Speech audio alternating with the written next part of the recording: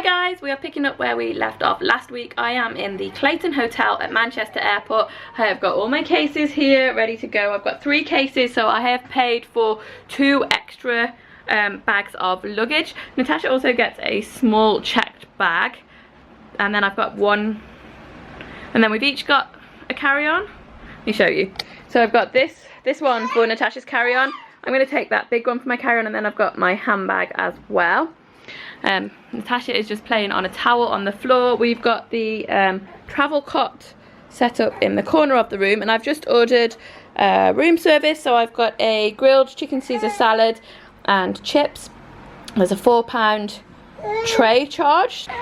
It came to £23.75, but it was just easier to have it up here because I'm hoping Natasha will go down soon for a nap. It's just gone 6 o'clock. We need to leave here at 3:15 in the morning, so we'll see. She slept quite a bit. We got dropped off here. She slept quite a bit in the car, so it might not happen. See how it goes. It's raining here now, so it's really cooled down in the room. There's kind of a nice symmetry, I guess. I actually used to work across at the Hilton Hotel at the airport. Not for very long, because I'd only been there a couple of weeks when I got the call to go to Jet, got the job offer for that. So yeah, I didn't work there for very long, but there was a time when I really wanted to work in hotels. I've just got Natasha to sleep, so I think I'm gonna try and get a little bit of sleep myself. It's still very early, and I've got like plans for tomorrow just going through my mind, so I don't know how restful the sleep's gonna be. Even if I'm just lying down quietly, that's gonna be good, I think. So it's morning time, we're ready to go. The concierge is coming up to help me with these cases. Natasha is awake and in a great mood. What I've got is this packing cube, which is full of all of her stuff, toys and snacks for the plane. And it fits just under the bottom of the jet. So it's not a perfect fit, it's kind of at an angle, but it is out of the way. Obviously when I get on the plane, I'm gonna be folding the jet, but then I can just grab that bag and take it onto the plane with me. So hoping that works well.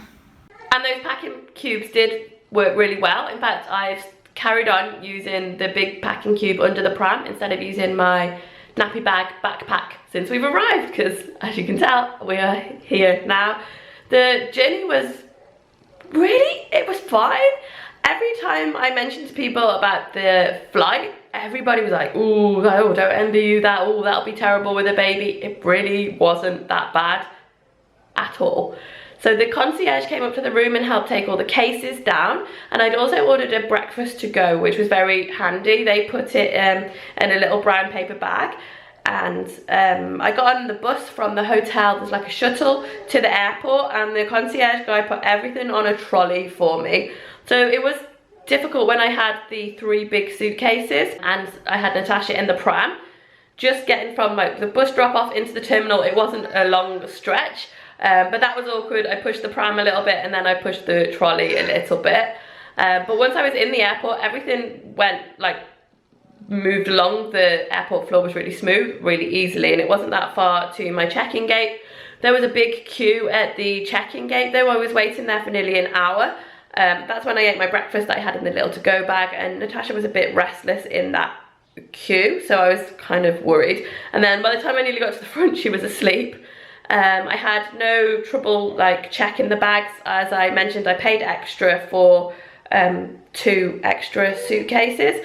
Natasha could have had a suitcase on her own, but there was a weight limit on it, so there was just so much stuff to take. It was worth paying for the extra 2. Obviously it was because we were relocating. I wouldn't do that if I was just traveling normally. So then Natasha had fallen asleep and we had to go through security, and I had to take her out of the pram, so that was a bit annoying because they have to x-ray the pram because she was sleeping. She had to be taken out of it, and she went through the x-ray machine with me, and then they also checked through everything, all of the bags. So I had all of Natasha's toys with me. Again, because we were relocating, I wouldn't have usually taken that many for the flight. My bag was really full. The Osprey backpack that I had was really full. That was really good. It had my laptop and stuff in it as well. Again, it had more than I would probably normally travel with, just because of the nature of the move being so huge. So they went through everything. I had everything packed very tidily, and it was difficult to repack it all then. but like jiggling Natasha in the pram, and I had my shoes off and stuff. So that was fine. Just make sure you leave lots of time for going through security. And again, a lady came over because Natasha was asleep in the pram, so that was the last thing that went through the security, which meant it was the last thing to come out. So everything was coming down the conveyor belt, and I was holding on to Natasha, but I had nowhere to put her, so I couldn't pick everything up. And then when the pram did come, a lady just offered to hold her, which was really helpful. Everybody on the whole journey was really helpful. When I made the connection, another connection, when I just got on the flight at Manchester Airport, a guy came and helped carry the pram and the backpack, and I just carried Natasha. I have complained about the Silver Cross jet because I had some issues with it. It broke and it didn't fold down properly, but it came into its own in the airport. It's really easy to fold. I didn't have to be checked under the plane. I wheeled it all the way to the door pretty much and took her out of it, folded it up, and it went into the overhead baggage like thing inside the cabin. The handle does come off it, but I didn't need to take it off either. The airline staff didn't recognize it. They all seem to know the baby Yo-Yo Zen. They were like, oh, is it a Yo-Yo Zen? And I was like, no, it's not, but it's the same. It folds small like that, so it can go in the cabin. And they were fine with that. That was no issue. And also the Osprey backpack, that was a bit of a splurge, but Trevor was working in a camping shop before we left. I got everything in there, and the backpack sat really comfortably on my back. It had like hip straps as well, and that meant I had free hands. It opened like a suitcase, had a laptop pouch. I really liked that, but it was a bit expensive. I think I will get a lot of use out of it for traveling in the future. So the first flight that I got on was Manchester to Amsterdam. It was only an hour and a half. Natasha fell asleep before the plane took off. So I was worried about her getting like sore ears, and I was thinking about how I was going to feed her while we were taking off. So she was like sucking, but she just fell asleep, so we didn't have any of those issues. I was sitting next to two Portuguese guys, and the way her feet were meant that he couldn't put his tray table down, but on that flight we only had a snack, and he was very nice about it. And so the third guy in on the row, he took all of our snacks and had them on his table. Again, everybody was just really friendly and helpful. It was really good. So I had a 6-hour wait in Amsterdam. I actually chose to do that.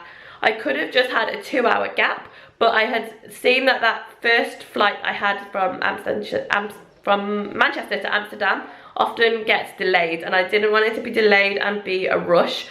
The times that I booked the flights for, and normally I would just go for the cheapest option, but I tried to time it so it was good for like when Natasha was going to be traveling. I wanted her to be waking up from a full night's sleep to start the journey, just in case she didn't sleep on the plane. I didn't want both of us to be tired. I hope that I could have got some sleep as well, so that worked quite well. So instead of just going for the cheapest flights, I looked at the ones that were going to fit in best with our schedule, and it worked quite well. So we had a 6-hour gap in Amsterdam instead of the 2 hours, just in case the flight was delayed, but it wasn't.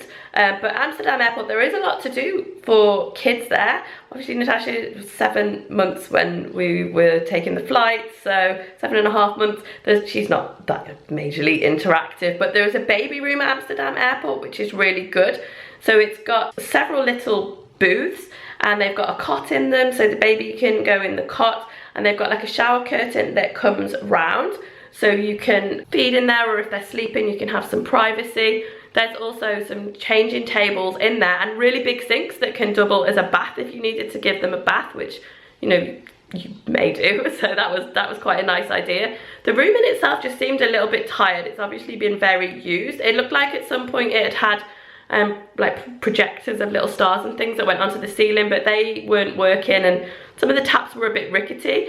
But all in all, like, the idea of the place was really good. I kind of wanted to keep Natasha awake as much as I could at the airport, so we used that room a little bit, but I took her out into the main area, and there was some parts of the like waiting area that were carpeted. The carpets looked filthy, so I had with me a really big muslin, which I put down on the floor, and I put her to play with all of her toys on there, so that was fine.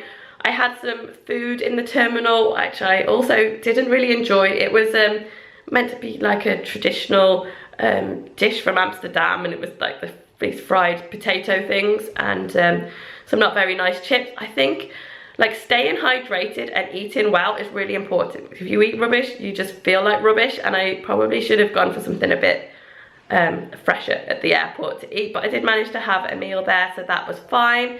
And then when I came to the next flight, I was waiting at the gate, and as the airline staff were boarding, a couple of the ladies came over to me and they said, if you have any problems during the flight, we're right at the back, come on up, we're all mothers, we'll help you out. And there was one other person traveling with a baby on the flight. So I flew with KLM, and I had phoned them in advance to let them know. Obviously they could see from the booking that I had a baby with me, but I requested the bulkhead seat because there's a cot that clips onto the wall so you can put the baby in it.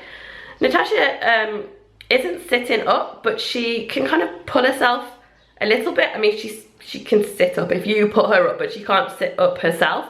But they were concerned that she was a little bit too big, and because she was pulling herself up a bit, she could have fallen out of the cot that clips to the wall because it's quite shallow. But they bought me the cot anyway, and they put it onto the floor. They do have a weight restriction and an age restriction with that, but she was within both of them, but she still, it wasn't quite suitable for her. But when I had it on the floor, I was able to put her toys in it, and she played happily with that. So you can't have it on the floor when the seatbelt sign is on. Well, she can't be on the floor in it when the seatbelt sign is on. So she played happily in that, and she also slept for 5 hours. So that stretch of the flight from Amsterdam to Osaka was 11 hours, and she slept for 5 hours of that, like 5 hours straight, which was amazing. And I had an empty seat next to me too, so that gave me loads of room. The bulkhead seat, she's got a lot more leg room as well.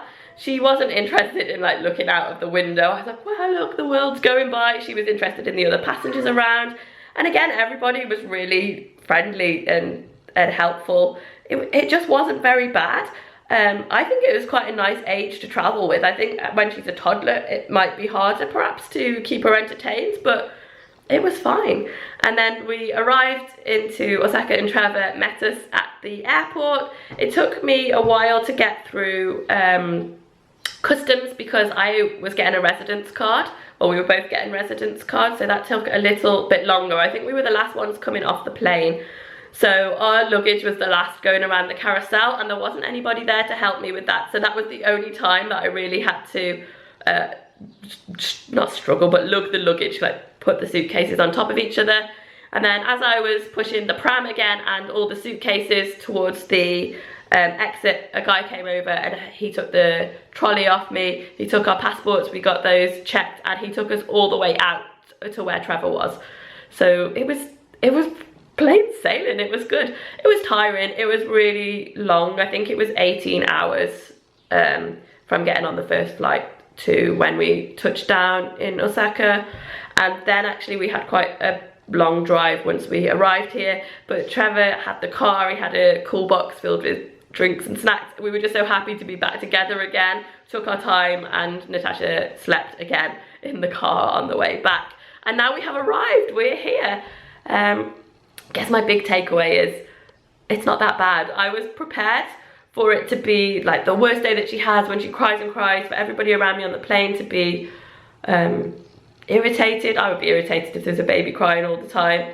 But you know, she's never been awake for 11 hours straight, so she was always going to have some sleep at least. But she had a really good sleep, which was great. So I think if you are traveling long haul, just go prepared, but don't worry about it too much. It's going to be what it's going to be. The whole time you're on your way to your destination anyway, so you're getting closer and closer as the time passes. So yeah, that was the flight. It was great, and we're here now.